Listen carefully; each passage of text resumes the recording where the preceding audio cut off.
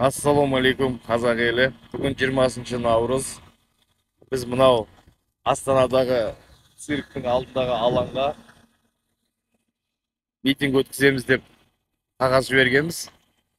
Заңға сәйкес тек қана бізде ескерту жазып кетсең болды, митинг өткізуге болады деген қаулы бар. Бірақ біріншісі, олар бәрібір де рұқсат бермесек, рұқсаты жоқ митинг, санкциясы жоқ митинг деп күш көрсетеді. Біріншісі. Екіншісі, бізге қайтарып берген себебі, рұқсат бермеген себебі, бұл жерде наурызға байланысты орысша жазып берді. Экологически очистительные работы деп. Ал енді міне көріп тұрсыздар. Бір погрузчик, 3 КАМАЗ, 2 погрузчик, 3 КАМАЗды қойып қойған. Бар жасап жатқан жұмыстары осы. 5 техниканы алып келіп, не жерде көз бояушылықпен митингке рұқсат бермеудің амалын жасаған. Баяғы жартас, жол жартас. Жастарды жинап тигр болады бүкіл қазаққа.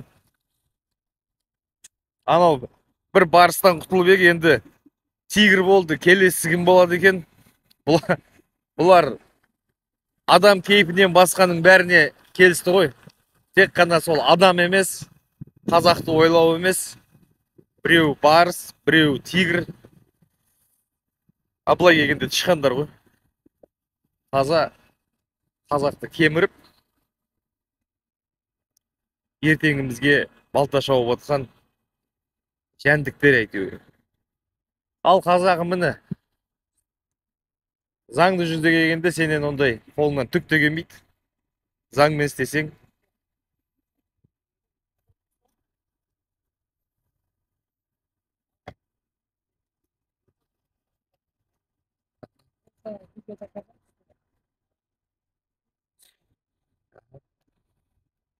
Мынау енді сотрудниктер екен ғой. Мейлі, сол қазағым, жеңіс бізден болады. Алға Қазақстан.